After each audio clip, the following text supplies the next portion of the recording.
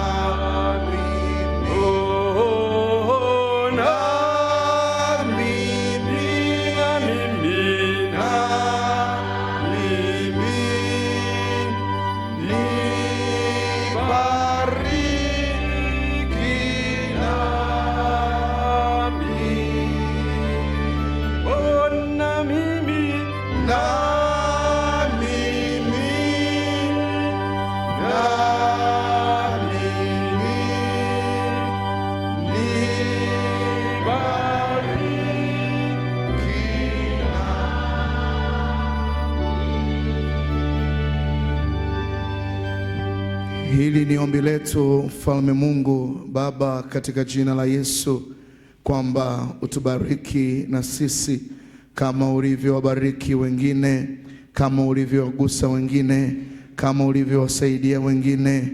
Utusaidie na sisi watoto wako, na mko nyenyekevu tumekujia hapa Bwana, tukiwa tunajua msaada wetu upo kwako, msaada wetu, baraka zetu zipo kwako. Tunakuomba sasa, Mungu uliye hai, tunapokuabudu katika roho na kweli, tutakuomba kwa nyenyekevu ufungue mioyo yetu ili iweze kupokea mahubiri ya neno lako, tuweze kutubu dhambi zetu, kuamini katika Yesu Kristo kama mwokozi wetu pekee, na tupate kukua katika neema na utakatifu. Utusikie kwa ajili yake. Amen.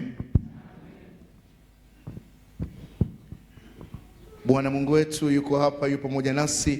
Tumsujudie, tumche na tumsikie jinsi anavyotufundisha katika neno lake, akisema, mpende Bwana Mungu wako kwa moyo wako wote na kwa roho yako yote na kwa akili zako zote na kwa nguvu zako zote, na mpende jirani yako kama nafsi yako.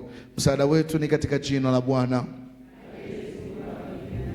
Wapendwa katika Bwana, tumekusanyika mbele ya uso wa Mungu kumtukuza kwa ajili ya neema yake na uaminifu wake, kusikia neno lake takatifu na kuomba auishi roho na miili yetu, kwa kuwa Mungu ni mtakatifu na sisi tu wenye dhambi. Hivyo basi tumungamie Mungu dhambi zetu katika roho ya toba na imani, tukimwomba msamaha wa dhambi, tukitumia lile ungamo la kwanza.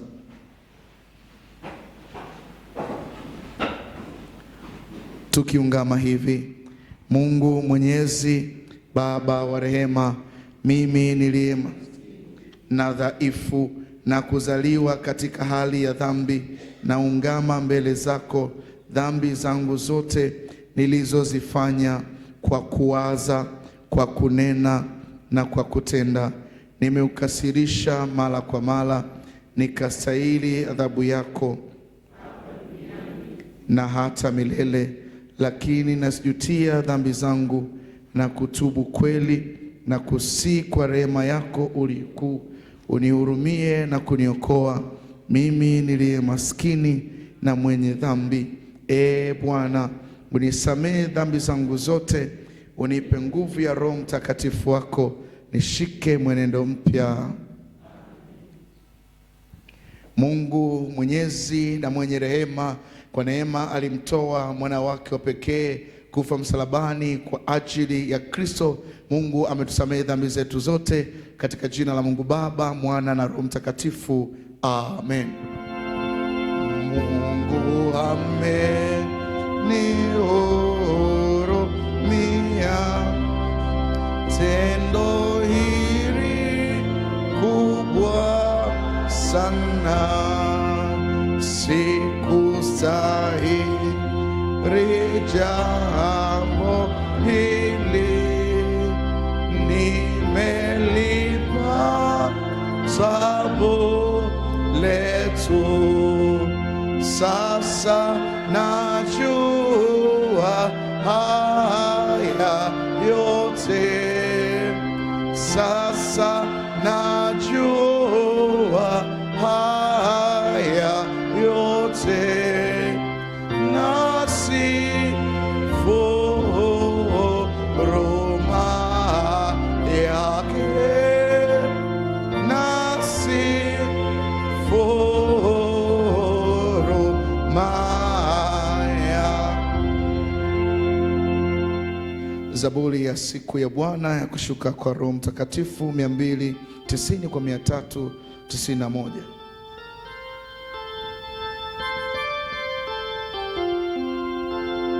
Roho Mtakatifu ameujaza ulimwengu. Haleluya.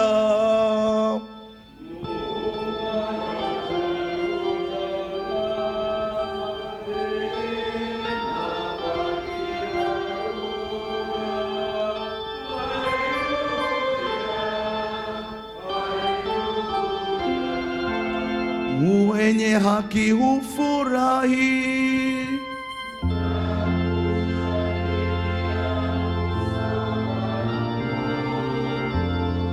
na hupiga kelele kwa furaha.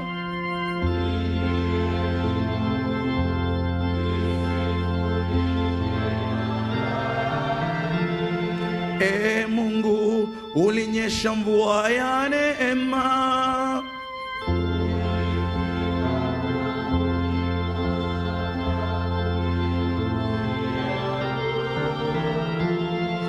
wewe umepaa juu, umeteka mateka.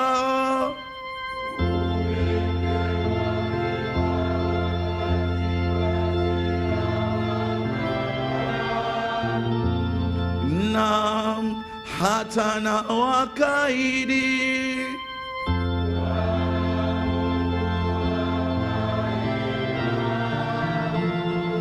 ndiye Mungu wa Israeli.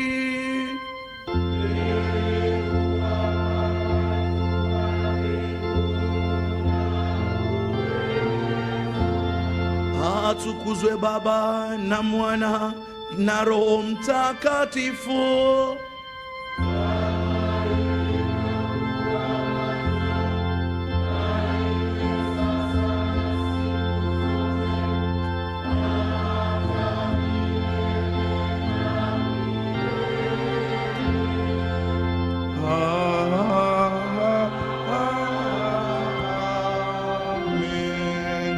Roho Mtakatifu ameujaza ulimwengu.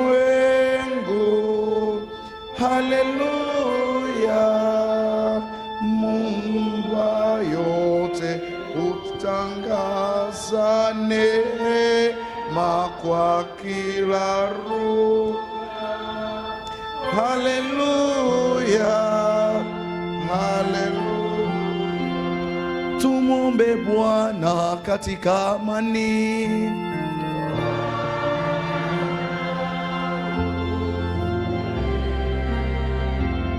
Ee Bwana, tunakuomba amani ya ulimwengu wote na umoja wa kanisa la Mungu.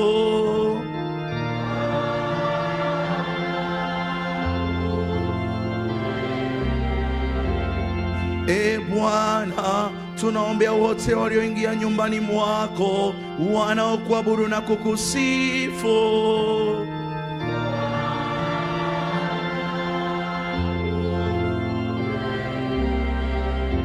Ee Mungu, utusaidie, utuokoe, utuhurumie na kutuhifadhi kwa neema yako. Utukufu ni wa Mungu juu mbinguni,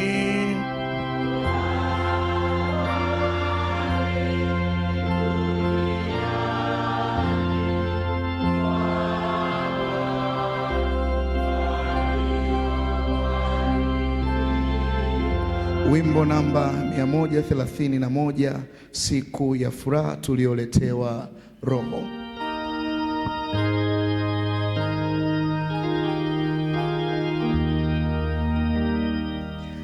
Siku ya furaha, siku ya uzima tulioletewa Roho.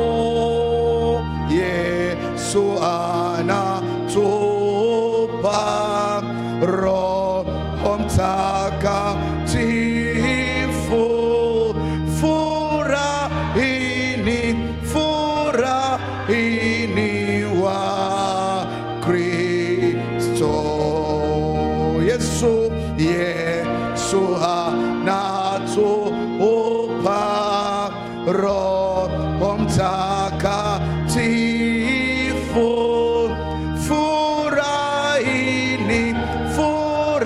Furahini wa Kristo.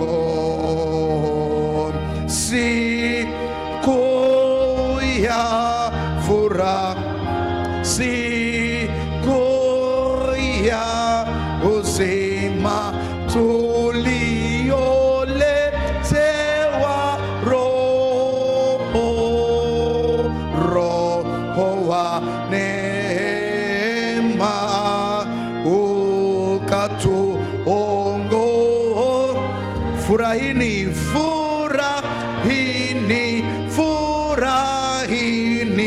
wa Kristo. Roho wa neema ukatuongoze.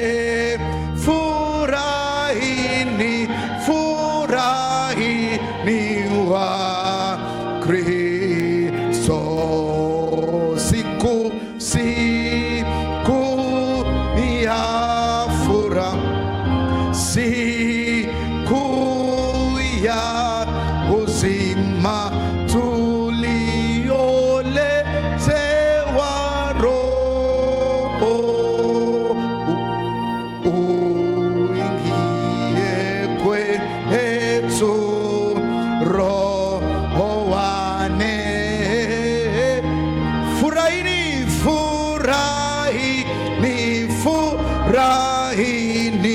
wa Kristo. Uingie kwetu Roho wa neema. Furahini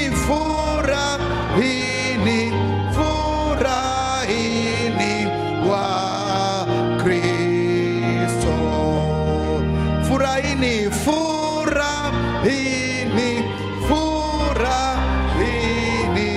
wa Kristo.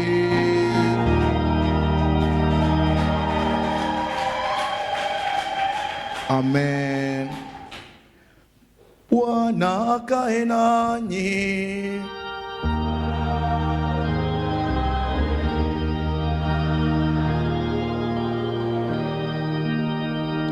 Mungu yu upande wetu. 413. Tunapotakiana amani ya Bwana.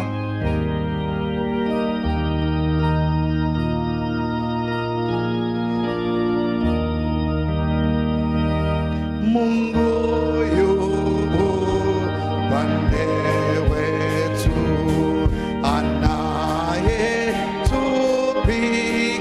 anayetupigania. Mungu yu upande wetu, hakutuacha yatima. Roho Mtakatifu. Tutembee, tutakiane amani. Tutembee. Usituache. Mungu yu kuenea kwa Roho Mtakatifu. Hakutuacha hacha yatima. Roho tifuje utupe nguvu, usituache Mungu yu pandewe, hakutuacha tuacha yatima. Bwana alia baraka zake, Roho twawezeshwa kwenda kutimiza amri. Roho Mtakatifu, Roho Mtakatifu utupe nguvu, usituache Mungu yu upandewe, hakutuacha ya Roho Mtakatifu, Roho Mtakatifu utupe nguvu, usituache Mungu yu upandewe, hakutuacha yatima. Ulitume neno lako tuwezeshe tutimize amri ya pembe zote ezatu. Roho Mtakatifu, Roho Mtakatifu utupe nguvu, usituache Mungu yu pande, hakutuacha Roho Mtakatifu, Roho Mtakatifu utupe nguvu, usituache Mungu yu pandewe, hakutuacha Mtakatifu Roho mwe tutumie macho utimize kazi tukitii. Roho Mtakatifu wewe utupe nguvu, usituache Mungu yu pande, hakutuacha ya Roho Mtakatifu, Roho Mtakatifu utupe nguvu, usituache Mungu yu pande wetu, hakutuacha yatima. Makofi na vigelegele. Haleluya.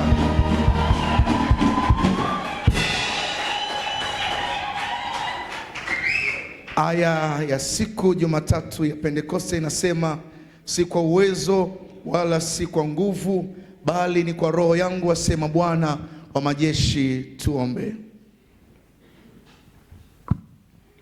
Mwenyezi Mungu wa milele, uliyelitakasa kundi lote la Kikristo na kulimiliki kwa Roho Mtakatifu wako, twakusihi kwa rehema yako utujalie pamoja na washarika wote kukutumikia katika imani safi kwa Yesu Kristo aishie na kumiliki pamoja nawe katika umoja wake yeye huyo Roho Mtakatifu daima milele na milele.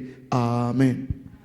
Karibu tusikilize somo la pili kutoka kitabu cha Nabii Isaya sura ya 44 mstari wa kwanza hata ule mstari wa 5.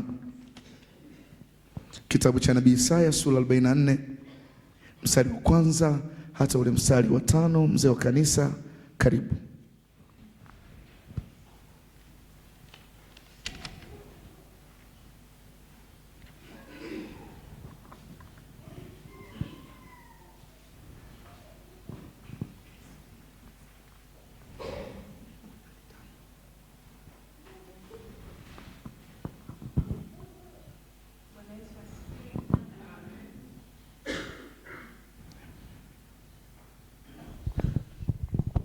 Bwana Yesu asifiwe kanisa. Nitasoma Isaya 44 mstari wa kwanza hadi wa 5. Nitasoma kwa msaada wa Bwana. Na Israeli kuwa na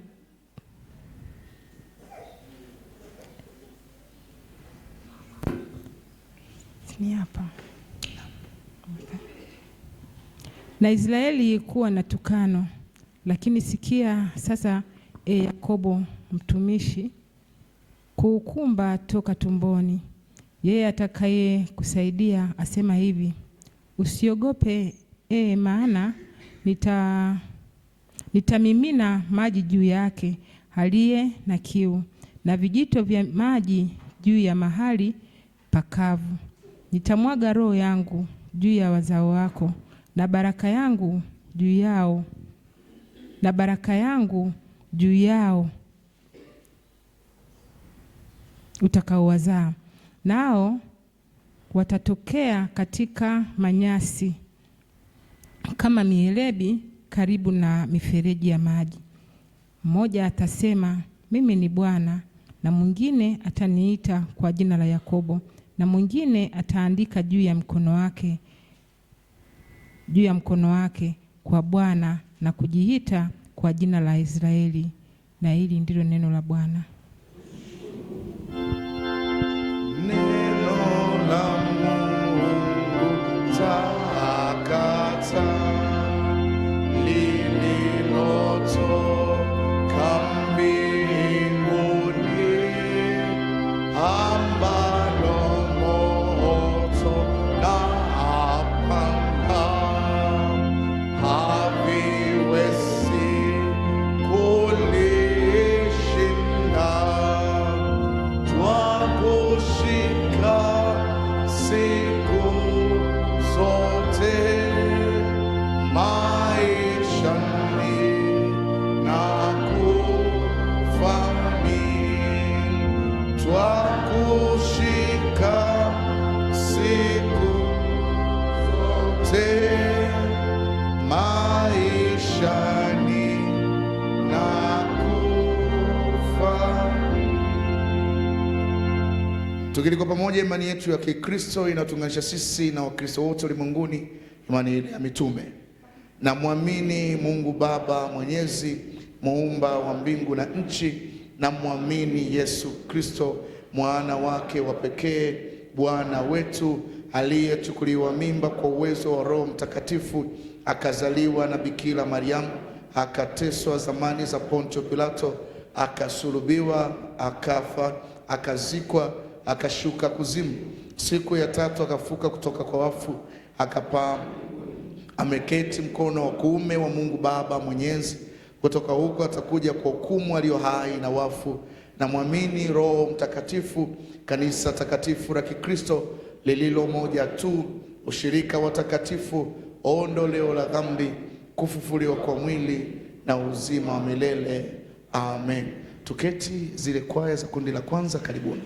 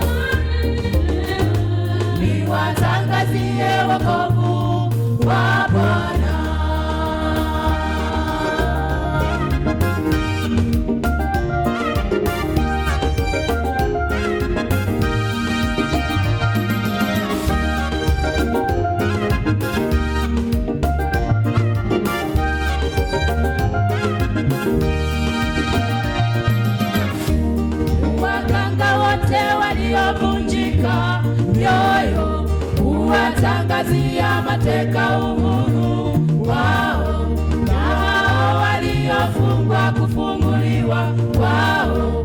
Utangaza mwaka wa Bwana na siku ya kisasi cha Mungu wetu, kuwahubiri wanyenyekevu, kuwafariji watu wote waliao, kuwaganga wote waliovunjika mioyo, kuwatangazia mateka uhuru wao, na hao waliofungwa kufunguliwa kwao. Kutangaza mwaka wa Bwana na siku ya kisasi cha Mungu wetu, kuwahubiri wanyenyekevu, kuwafariji watu wote waliao.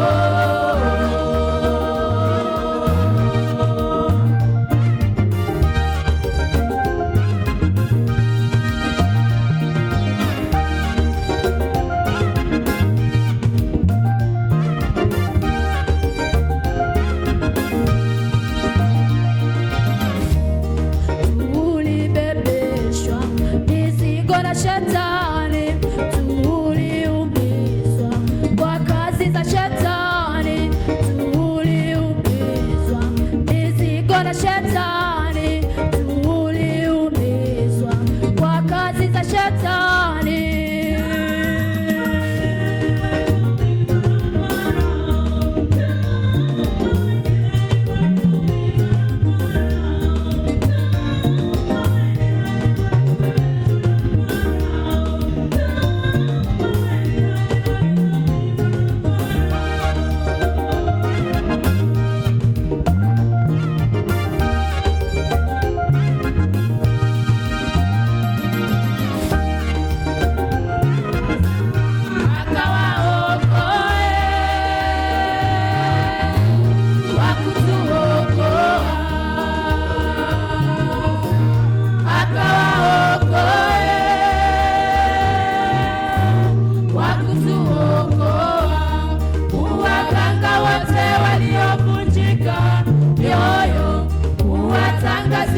Mateka uhuru wao, na hao waliofungwa kufunguliwa kwao.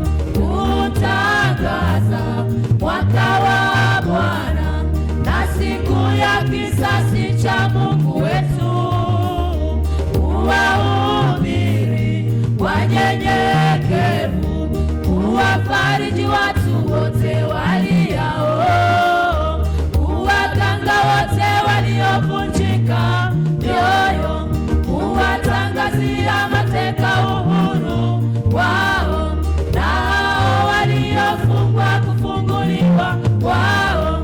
Kutangaza mwaka wa Bwana na siku ya kisasi cha Mungu wetu, kuwahubiri wanyenyekevu, kuwafariji watu wote waliao.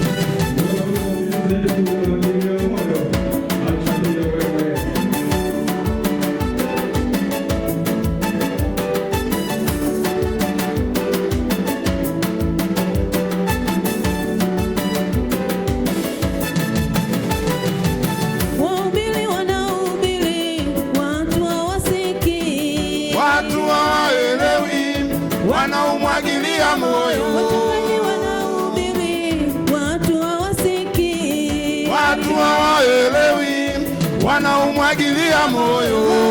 Wanahubiri, watu hawasikii. Watu hawaelewi, wanaumwagilia moyo. Wanahubiri, watu hawasikii. Watu hawaelewi, wanaumwagilia moyo.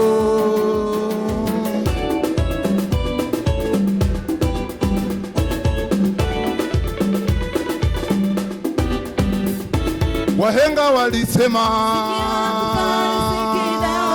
na sisi tunasema leo.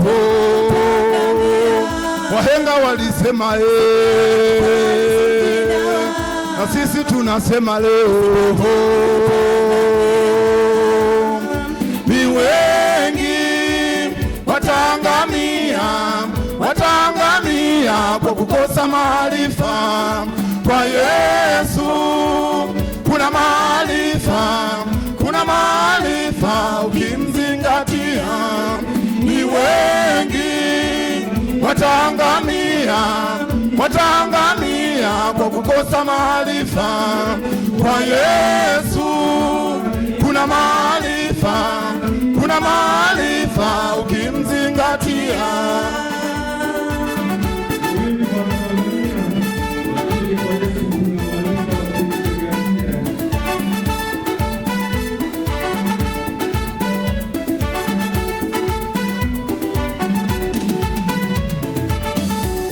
Maarifa upatikana kwake Yesu, maarifa upatikana kwake Bwana, maarifa upatikana kwake Yesu, maarifa upatikana kwake Bwana. Mwite, mwite, mwite Yesu, mwite, mwite, mwite, mwite Bwana, mwite, mwite, mwite, mwite Yesu, mwite, mwite, mwite, mwite Bwana, mwite.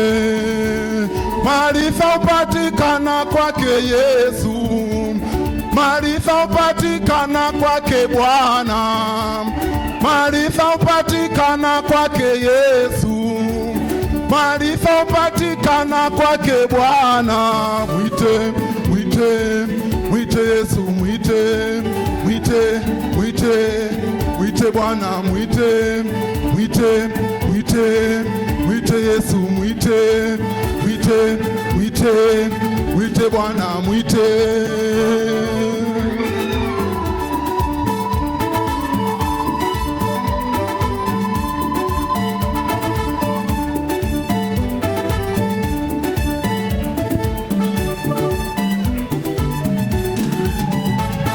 Wahenga walisema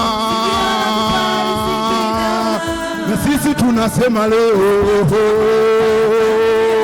Wahenga walisema na sisi tunasema leo. Ni wengi wataangamia, kwa Yesu, kwa Yesu kuna maarifa.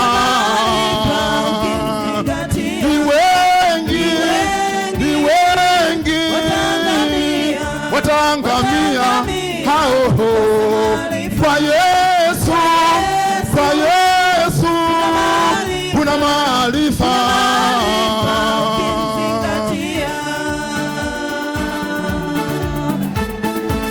Ni wengi wataangamia, wataangamia kwa kukosa maarifa. Asante Yesu, asante Yesu kutendea mema. Haleluya.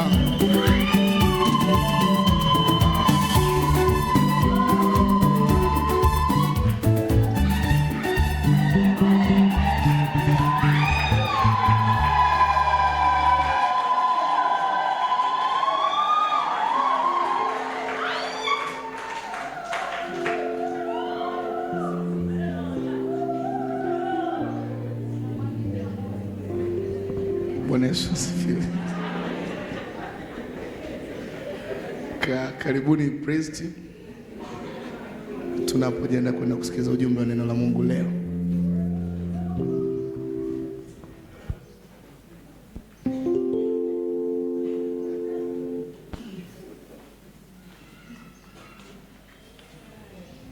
Basi tusimame kanisa.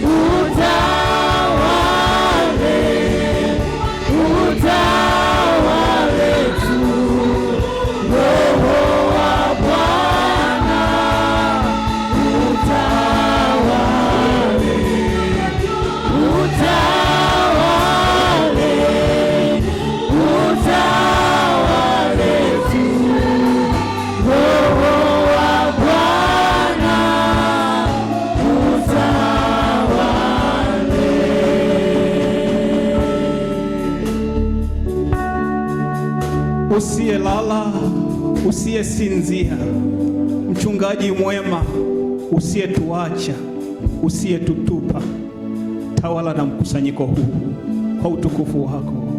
Amen. Asante please.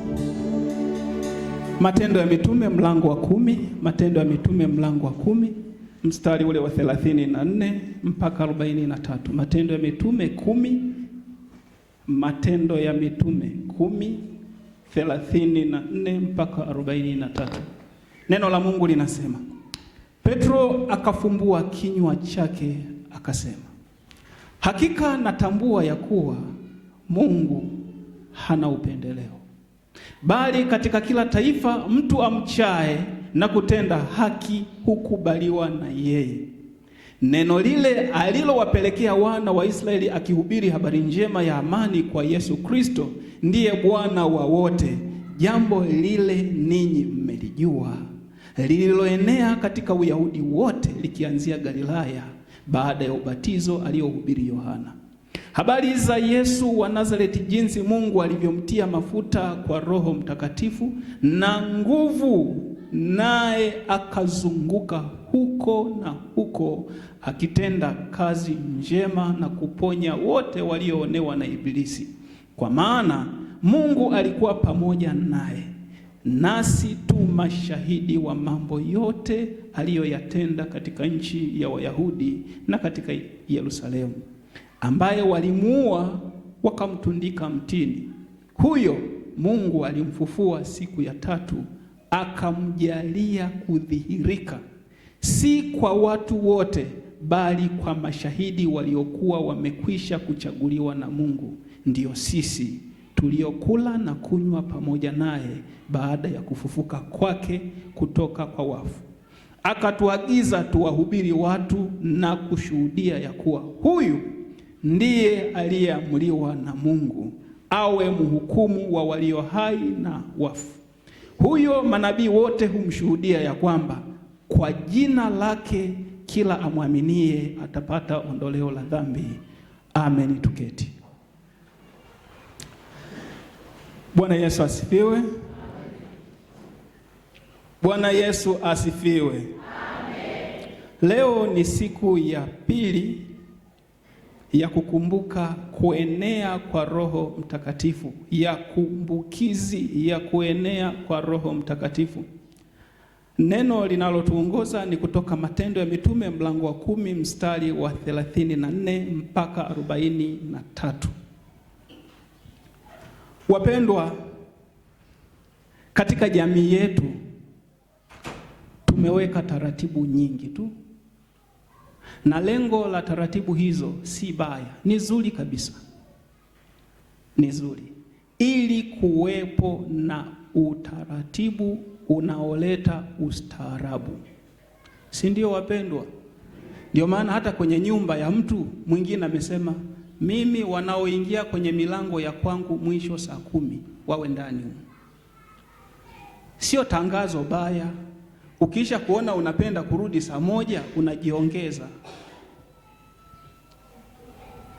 Ni tangazo tu la mwenye nyumba, yaani yeye akiingia asitokee mwingine anayetoka nyuma.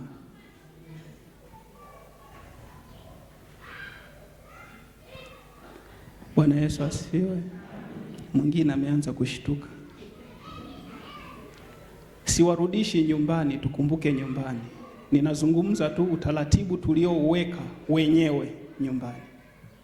Taratibu hizo ziko maeneo, zinaanza kwa mtu binafsi, zinaenda kwenye familia, zinaenda kwenye mtaa, zinaenda kwenye vijiji, zinaenda kwenye miji, inaenda kwenye mikoa, inaenda maeneo na baadaye nchi fulani. Kwa mfano, kuna maeneo mengi ukipita wanasema kwa kawaida Watanzania huwa tunasalimiana, si ndio? Ukiona mtu anapita tu hivi bila kusalimia, una wasiwasi kwamba huyu sio Mtanzania,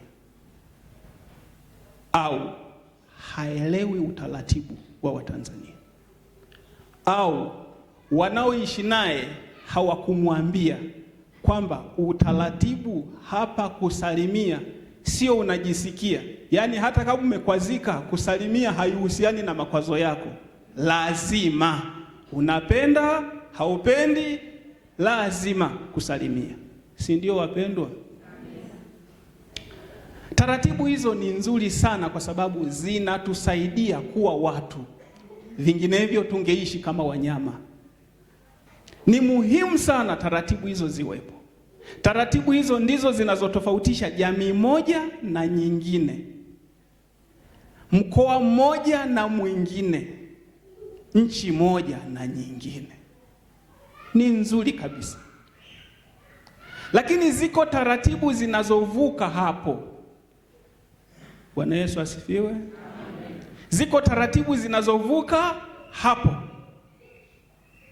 Taratibu mojawapo zinazovuka maeneo hayo, kwa mfano, taratibu ya madhehebu. Kuna watu wanajisikia na dhehebu lake, yani anajisikia. Unajua kujisikia?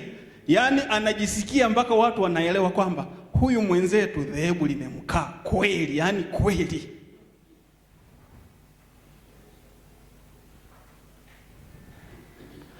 Tunafika mahali ambapo kwa kweli watu wa dhehebu fulani wakikutana lazima wanasalimiana. Bwana sifiwe. Hapa anaruka watano hivi, anaenda pengine Bwana sifiwe, anaruka tena hapa na Bwana sifiwe mpendwa. Kwani hawa wengine sio wapendwa? Kwani hawa wanaoamkiwa Bwana sifiwe wanapendwa na nani? Wewe utawapenda wote au utaweza?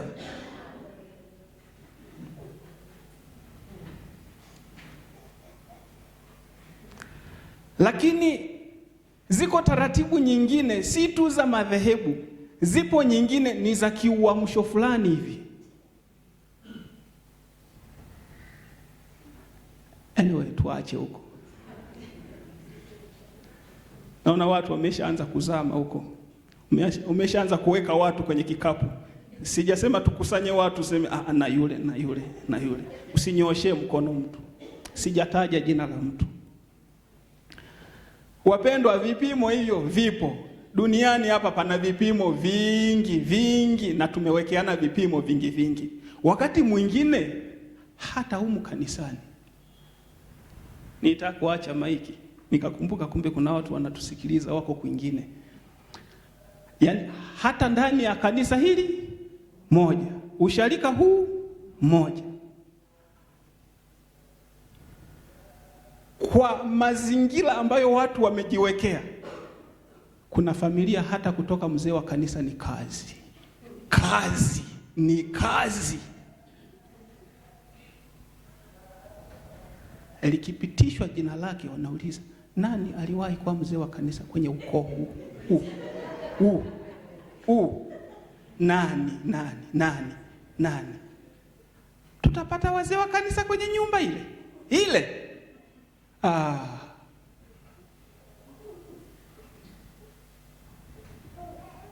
Sasa wapendwa, wakati mwingine hata ikatokea akaja mganga wa kienyeji kusali hapa, benchi atakaloka anaweza kukaa peke yake.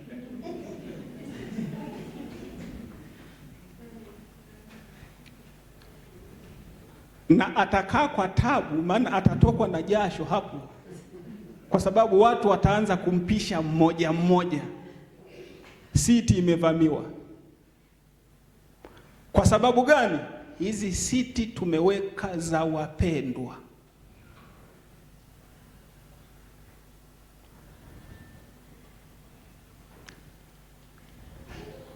Kwa vipimo hivyo na mipaka hiyo tuliyojiwekea, inatufanya baadhi ya maeneo tusiende, baadhi ya vitu tusifanye, lakini pia baadhi ya watu tusikutane nao kabisa.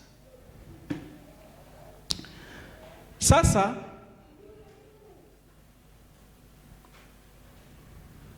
kwa bahati mbaya kuna kundi linalokuwa linajikubali sana kwamba wao ni wa level hii, na kuna kundi linalopokea kwamba mimi sio wa huku hata kidogo, mimi wa kule. Hata vikiwekwa viti hapa, yeye atatafuta pa kukaa chini sakafuni, kwa sababu vile viti ameshajiandaa kabisa, vina wenye navyo vipo.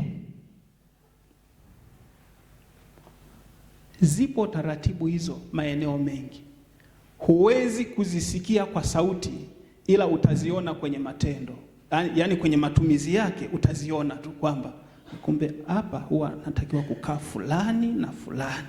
Basi wapendwa, wakati mwingine kuna watu wanasema kabisa mioyoni mwao, wanasema nafikiri hivi sio saizi yangu, hivi sio vitu vyangu, hii sio saizi yangu, kundi hili sio la kwangu. Roho Mtakatifu tunayemwadhimisha leo anavuka mipaka hiyo na kuthibitishia. Anaweza kupenya popote, anaweza kumfikia yeyote, anaweza kutumia njia yoyote na kufika popote kwa yoyote, bila kujali mpaka, bila kujali kuta, bila kujali eneo alilojifungia huyo mtu.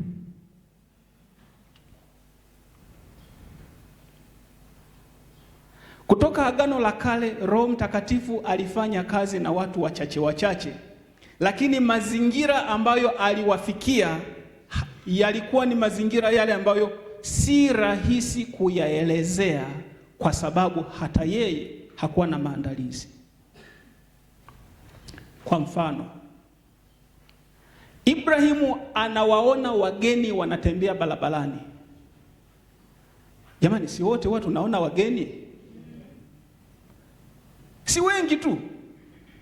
Akawaona wale wageni watatu ni watofauti, akawakimbilia, akasema, tafadhalini, karibuni nyumbani, mle, mnywe, mnawe miguu, halafu muendelee na safari. Kwa nini hawa watatu? Kwa nini sio wengine? Huu ni ufunuo wa Mungu mwenyewe ambaye amekutana na Ibrahimu na kumwambia hawa si wa kawaida. Wale wageni walipita barabarani kikawaida kama wageni wengine wote, lakini Ibrahimu alipoguswa na Mungu aliwatazama kama si wageni, aliwatazama kama vyombo vya Bwana kwa ajili yake. Na ukweli ni kwamba wale watu watatu walibeba hatima ya Ibrahimu miaka 400 ijayo. Bwana Yesu asifiwe. Unatokea mguso ambao huwezi kueleza kwamba imekuwaje, lakini inatokea, nimeguswa kivingine tu. Kwa hiyo Roho Mtakatifu anaweza kukufikia mahali popote. Hata kama umejiweka kwamba mimi sitaimba kwaya, atakupa wimbo utaimba. Kuna siku utaimba tu. Utaimba bila utaratibu, utaimba bila kwaya master, lakini utaimba. Jambo kubwa utaimba. Basi. Maswali mengine imekuwaje, beti la kwanza ndo lipi, la tatu ndo lipi, sio la muhimu. Wimbo utaimbika. Ndio maana wenzetu wanasema wakauimba wimbo baada ya kuvuka bahari ya Shamu, wakauimba wimbo. Hawajasema wakatunga wimbo. Waliimba wimbo. Kuna jambo Mungu akitenda, kuna jambo Mungu akitenda katikati yako, kunyamaza huwezi. Kunyamaza huwezi. Yaani hata ujikaze hutaweza kunyamaza. Hata unyamaze utasema tu. Hata Ukitaka unyamaze utaliimba. Ukishindwa kuliimba utakaa nalo kwenye maombi, watu watalisikia kwamba Bwana ametenda kicheko huko. Kuna kicheko huko kipo. Bwana ametenda tena. Kama Mungu hajanyamaza, wewe unanyamazaje? Unawezaje kunyamaza? Mungu akikuwekea kitu, huwezi kutulia.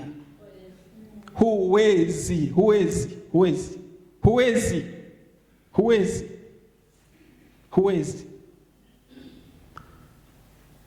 Kuna mtu anapenda kwaya. Mnajua mtu anayependa kwaya? Yaani kuna mtu anapenda kwaya halafu anapenda kweli. Yaani yule mtu ukiisha kuona siku imetokea adhabu kwamba haimbi kwaya au ile kwaya haimbi, ni sawa tu na umemuua. Alichoitiwa na Mungu ndio hicho. Alichopewa ndicho hicho. Hana silaha nyingine, ni hicho tu.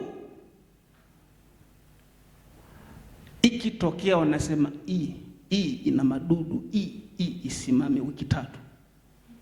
Yule anaanza kuumwa bila ugonjwa. Kinachomfanya aumwe sio kusimama.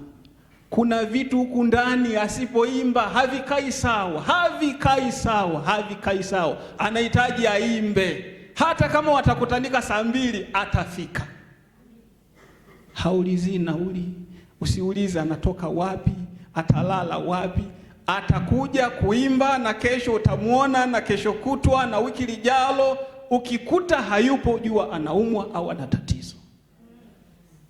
Bwana Yesu asifiwe. Amen. Hii inaitwa kazi ya Roho Mtakatifu. Akikugusa, ndugu yangu, unaweza kuruka vihunzi vingi, sio vya Mungu. Unaweza kuruka kuta nyingi, sio ukuta wa Mungu. Akiweka block huwa ni block kweli. Yaani akisema hili utafanya, sio jambo la mpango kwamba ninatakiwa nianze kesho, ngoja nikajiandae, ngoja nikaweke utaratibu. Haipo. Yaani unaanzia muda huo, mnamaliza mazungumzo, utashangaa kila kitu kimebadilika. Kwenye kitabu cha Wafalme kuna mtu aliitwa kuwa nabii.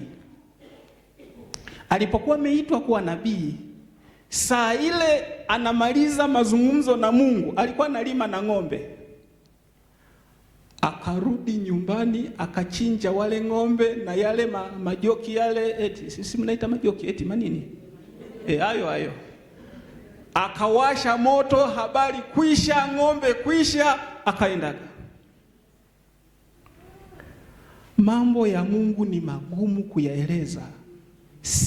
Yaani huwezi ukajitahidi kupanga maneno kwamba linatoka hili, linaenda hili, likitoka hili, linakaa hili. Jambo la Mungu huwa anapanga mwenyewe. Itakuwaje? Anajua mwenyewe. Kwenye somo la pili tulilolisoma la Isaya amesema hivi: usiogope wewe utakayesaidiwa na Mungu. Nimewaza lile neno kama mara 7 hivi. Yaani mtu yule, ujue unapoambiwa usiogope, maana yake mazingira tayari yanatisha. Sasa huyu anaambiwa asiogope yeye atakayesaidiwa, sio anayesaidiwa. Hajaiona njia, hajaona mlango, hajaona hata fununu, anachokisikia tu usiogope. Wapendwa, ukisha kuona mtu anapita pagumu na anamshukuru Mungu, yule mtu sio wa kawaida. Ukiona mtu anapita pagumu na anamshukuru Mungu, yule mtu si wa kawaida. Mnaweza mkamshangaa, mnaweza kucheka, lakini ile nguvu inayomfanya ashukuru ndani yake, ile si nguvu ya kawaida. Hiyo yote inaitwa kazi ya Roho Mtakatifu. Wapendwa, kwa kawaida Roho Mtakatifu hutupa lugha ya kuongea na Baba. Wakati mwingine hatujui kuongea kabisa, hatujui kuongea kabisa. Anatupa maneno ya kuongea na Baba.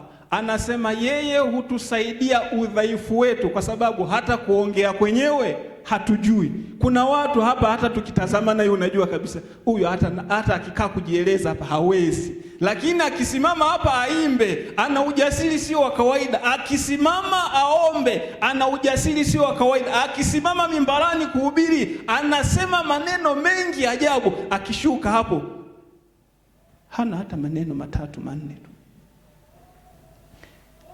Si kwa nguvu, si kwa akili, si kwa uwezo wetu, bali ni kwa Roho Mtakatifu. Pili, Roho Mtakatifu anaujua udhaifu wa kwangu wote. Kwa hiyo hata nikikaa hapa anajua kabisa kikwazo cha huyu ni hiki hapa. Ananijua vizuri. Kwa hiyo ananisaidia kwenye udhaifu wangu ili nipate kustahimili, kwa sababu ule udhaifu sio kilema, umewekwa ili na mimi niwe mnyenyekevu. Mwingine, udhaifu wa mwingine ni kula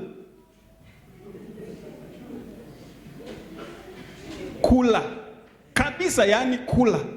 Kwa hiyo akisha kuona chakula hivi mwili wote unatetemeka, anapoteza mwelekeo kabisa.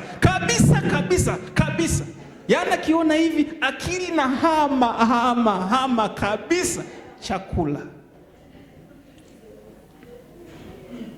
Sio kwamba ni mchoyo, hapana, ila akisha kuona chakula hivi akili yote inapoteza mwelekeo.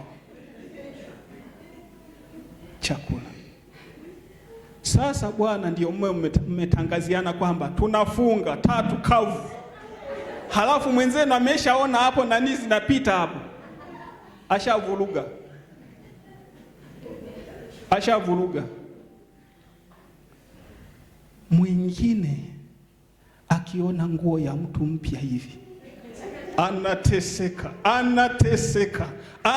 Na Roho Mtakatifu anajua udhaifu wa huyu. Akikaa na watu wenye nguo mpya hapa hataweza chochote, hatafanya chochote. Huyu sharti awe anakaa nje kule.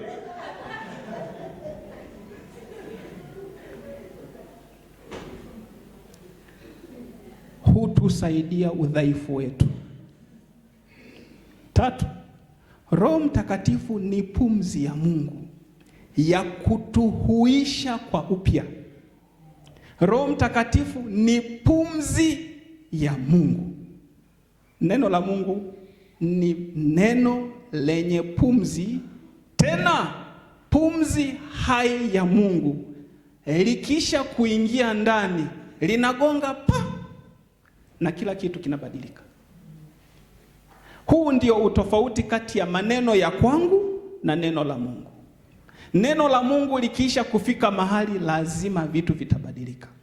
Kwenye neno tulilolisoma la Matendo ya Mitume mlango wa 10 mstari wa 34, Petro ambaye alikuwa Myahudi kweli kweli. Mnajua kuna mtu ni Myahudi halafu anajisikia na ule Uyahudi wake. Kwa hiyo yani hata kuguswa na mtu mwingine hivi anaona ameshachafuka. Anasema akafumbua kinywa chake. Kumbuka kuna vitu vimeendelea hapo kutoka ile Matendo ya Mitume mlango wa 10 mstari ule wa kwanza kabisa. Inahusu habari ya Kornelio. Anasema baadaye akafumbua kinywa chake akasema, kweli Mungu hana upendeleo.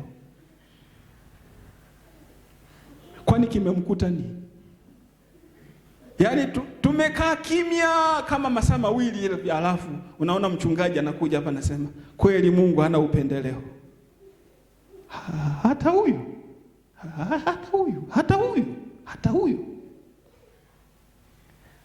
Kuna watu tumeshawaweka kwenye kundi ambalo tunawaona kabisa, huyu hastahili hiki, huyu hastahili hiki, huyu hastahili hiki, hawa wengine wasipewe kabisa hivi.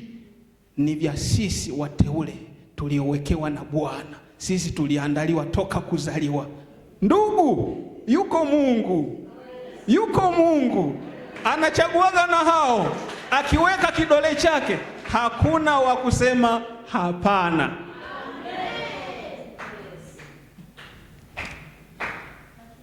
Roho Mtakatifu, jambo jingine. Roho Mtakatifu hudhihirika akigawa karama zake na huduma zake kwa watu. Huzigawa karama hizo na huduma hizo kwa watu, kwa ajili ya watu, kwa ajili ya kanisa lake, ili mwili wa Kristo ujengwe.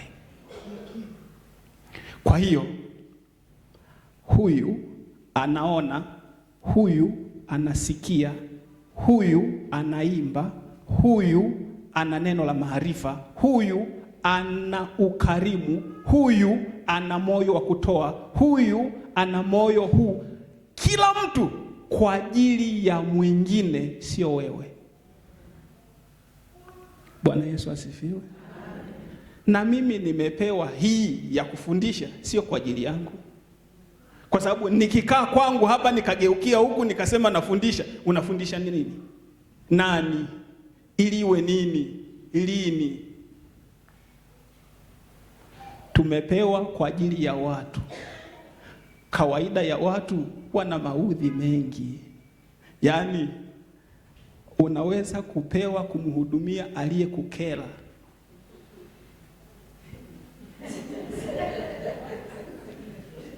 Tusiende mbali. Jambo jingine. Roho Mtakatifu anatufanya sisi tuzaliwe upya. Anaua vile vitu vyetu vya asili zetu na mambo yetu yasiyofaa, halafu anatufanya kuwa na moyo mpya. Ghafla yule uliyekuwa unamzoea ana matusi, anasema mpendwa, pole, kumbe nimekukanyaga, pole. Lakini akili ilishajiandaa kabisa. Kuna mtu unajua ukimgusa tu unajua kitakachotoka hapa,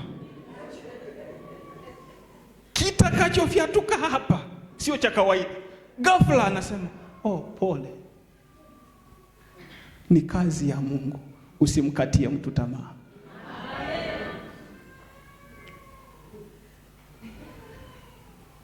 Jambo jingine ni nguvu ya kutuunganisha. Roho Mtakatifu ni nguvu inayotuunganisha. Kwa hiyo hatatuunganisha na kila mtu, lakini atatuunganisha na mtu kwa ajili ya kufaana. Wewe mwenye pumba anakuunganisha na mwenye kuku, ili mwenye kuku anunue pumba kwa huyu. Halafu huyu mwenye hela hana kuku, huyu hana pumba. Wakikutana wanashirikishana vile vipawa vyao walivyo navyo. Mwishoni huyu anamshukuru Mungu na huyu anamshukuru Mungu kwamba ni Mungu amewahudumia, lakini kwa njia ya kuhudumiana wao kwa wao.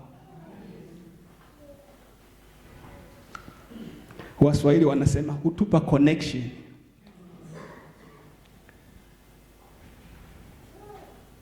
Kuna Kiswahili kingine kile wamesema, kuna mtu anaitwa winga. Mchungaji, unamjua winga? Sasa unaweza kuwa winga. Sasa na wale mawinga, kuna maeneo Mungu anawapitisha ili wakipita huko waipate connection ya kwao, ili wafaidi vyakula siku hiyo, viwafae siku hiyo na siku inayofuata, na mwishoni wanakuwa na akiba. Baadaye hawi winga tena, anakuwa tajiri. Wale wazee wanasema winga ndio nani? Mtafutaji anayetafuta yakula siku hiyo tu.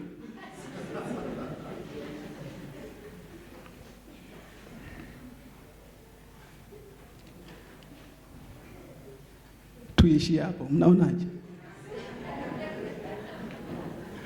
Roho Mtakatifu hutupa ujasiri usio wa kawaida katika kufanya mambo yake mengi. Hutupa ujasiri usio wa kawaida. Wakati mwingine, unajua, wakati mwingine katika familia zetu watoto wetu huwa wanaendelea kidogo, si ndio? Wanaendelea kidogo mpaka baadaye unaona mzazi anataka kusema shikamoo kwa watoto. Kwa hiyo wanaharibu huko, hawezi kusema hebu njoo. Hana ujasiri. Hana. Iko nguvu ya Roho Mtakatifu ikishuka inapindua meza isiyo kawaida. Hata wale wasio na nguvu hufanyika wana nguvu. Hata wale walio dhaifu hujiona wana nguvu. Hata wale wasio na thamani huonekana wa thamani, ili wawajenge wengine, sio kwa ajili ya leo, kwa ajili ya kesho na kesho kutwa, na utumishi wao uwe wenye tija. Wapendwa, kwa mujibu wa Matendo ya Mitume mlango wa 10, ziko kuta nyingi zinatugawa, zinatutenga, tunagawika, lakini yuko Mungu anayetuunganisha, yaani imani moja, ubatizo mmoja na ushirika mmoja, roho moja, tumenyweshwa roho mmoja. Usijione dhaifu. Jambo kubwa, tuwe watu wa ibada. Tuweni watu wa ibada, ili uweze kuona matunda ya Roho Mtakatifu yanayokaa na hayo yanayodhihirika. Tuwe watu wa ibada, kwa sababu yeye hupenda watu wanaotafuta ushirika kila wakati. Amesema, ukinitafuta kwa bidii nitaonekana. Ukinitafuta kwa bidii nitaonekana. Maana yake bila bidii utakuwa kawaida kama jana na juzi, halafu maisha yanasogea. Bwana Yesu asifiwe.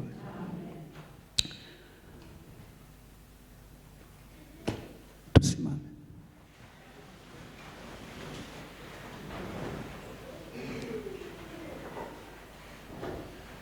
Tuna dakika 2 tu. Uko ukuta ambao unauona kabisa kwamba siwezi. Liko jambo ambalo naliona kabisa ili nimeshashindwa. Kwenye Isaya mlango wa 44 amesema usiogope. Usiogope. Yako mambo ambayo unayaona kabisa, hili siwezi kabisa, hili haliwezekani.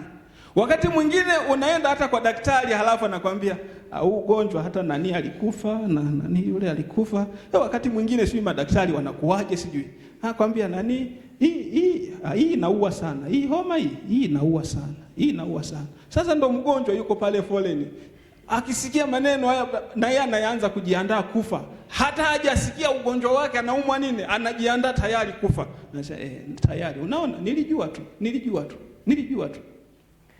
Hata kama wamesema, hao ni wanadamu, hajasema Mungu. Liko neno la Mungu lituvushalo kutoka hatua moja kwenda hatua nyingine.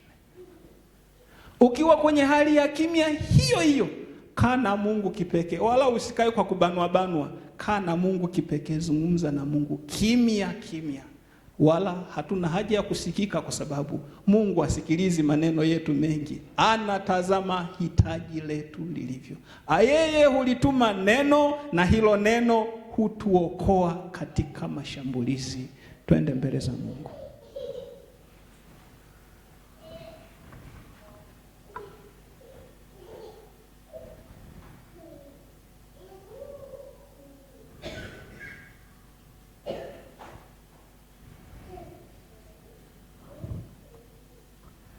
Yesu, utubadilishie wimbo, wale waliolia wacheke, na wale ambao hawajawahi kucheka wachekeshe tena, kwa sababu wewe ndiwe furaha yetu.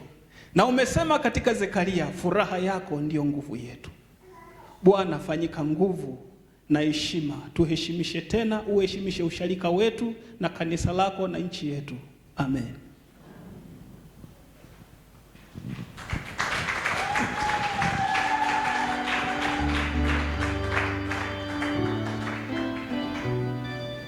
Bwana Yesu asifiwe.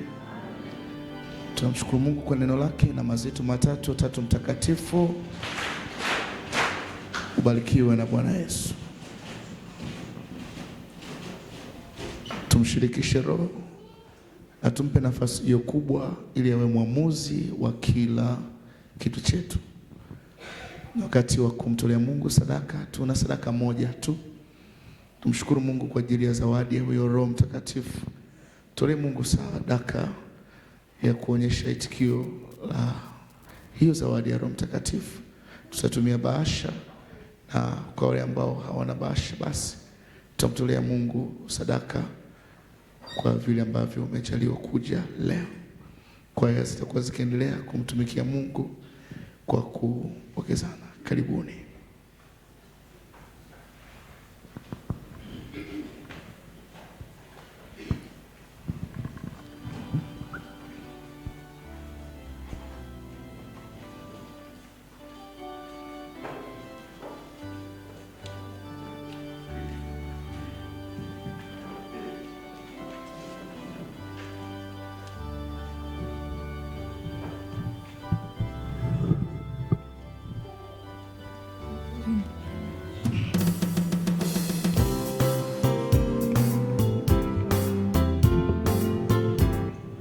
Yesu.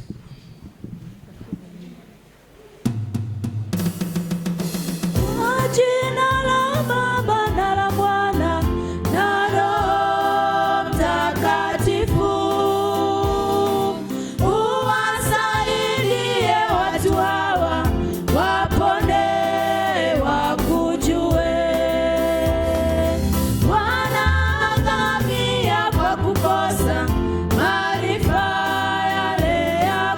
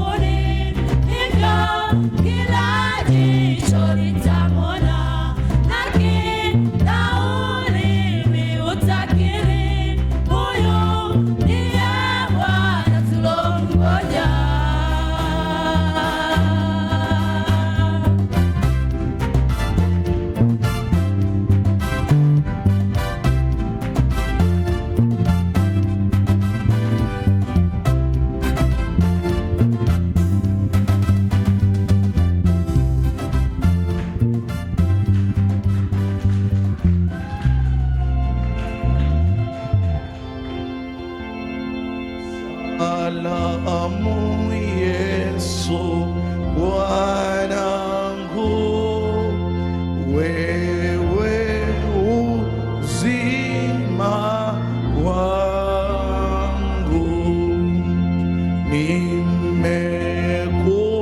nimekujia naleta vyote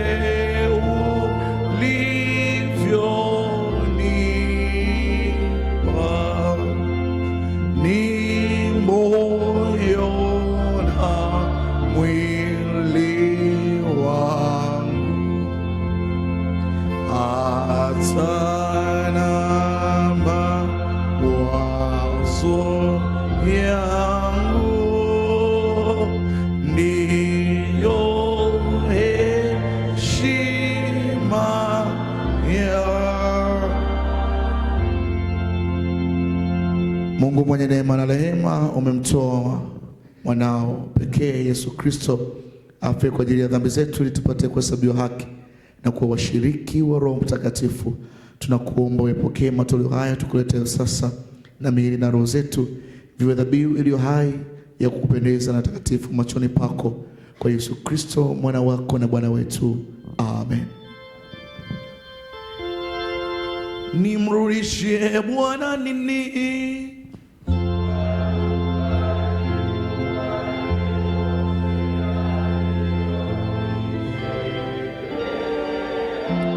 Nitakipokea kikombe cha wokovu.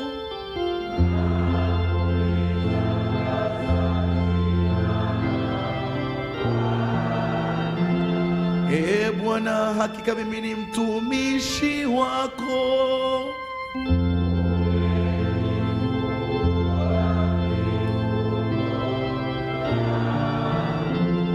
Nitakutolea dhabihu ya kushukuru.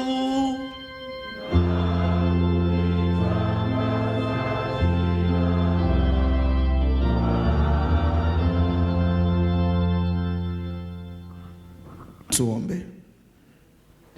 Mungu Mwenyezi, Bwana wa fadhili, mwaga Roho Mtakatifu wako juu ya wote waaminio, uwape nguvu ya kusimama imara katika neno lako, walinde na wafariji katika majaribu yote, walinde dhidi ya maadui wao wote. Kirimu juu ya kanisa lako amani yako iokoayo. Mungu Baba yetu, mwanao Yesu Kristo aliomba kwamba wafuasi wake wawe na umoja, wafanye wote kuwa na umoja pamoja nawe, kama yeye mwanao Yesu Kristo alivyo na umoja pamoja nawe, ili kwamba katika amani na maelewano tuweze kupeleka ulimwengu ujumbe wa neno lako kwa upendo. Mungu muumba wetu, dunia ina lugha nyingi, lakini injili yako hutangaza upendo wako kwa mataifa yote katika msemo mmoja tu wa kimbingu. Utufanye kuwa wajumbe wa habari njema, ili kwa nguvu ya Roho Mtakatifu wako kila mtu kila mahali aweze kuungana na watu wako wote katika wimbo mmoja wa sifa. Twakusihi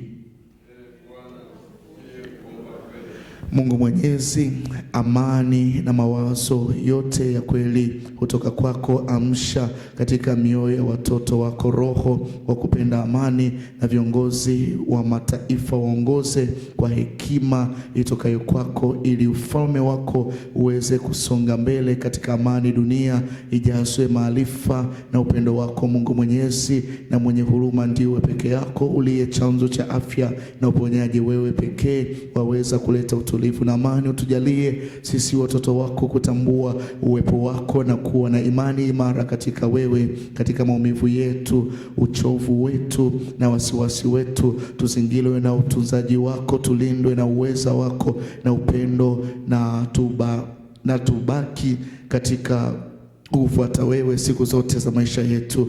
Mungu wa upendo, moyo wako na ububujike huruma kwa uimbaji wako wote. Tuna wakumbuka na kuwaweka mikononi mwako wagonjwa wote popote pale walipo, uwasaidie ili kuwaletea uponyaji wako na uponyaji wako wa moja kwa moja na hata kupitia wauguzi na madaktari. Mwaga Roho Mtakatifu wako juu ya watu wote wanaoishi na maradhi yasiyo na dawa ya kuponyesha, pamoja na familia na marafiki zao. Waokoe kutoka hofu ya maumivu na uwasaidie kujua kwamba wao wako pamoja na wewe. Twakusihi. Sala ya Bwana. Baba yetu uliye mbinguni, jina lako litukuzwe, ufalme wako uje, mapenzi yako yatimizwe hapa duniani kama yanavyotimizwa huko mbinguni.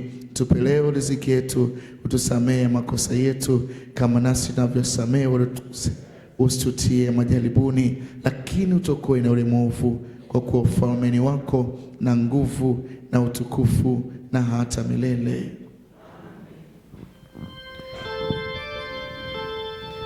Bwana akae nanyi.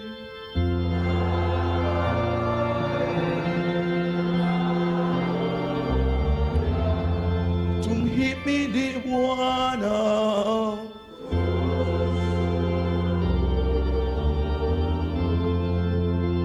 Pokeeni baraka za Bwana. Bwana akubariki na kukulinda. Bwana akuangazie nuru za uso wake akufadhili. Bwana akuinulie uso wake akupe amani. Katika jina lake Mungu Baba, Mwana na Roho Mtakatifu. Amen. Amen.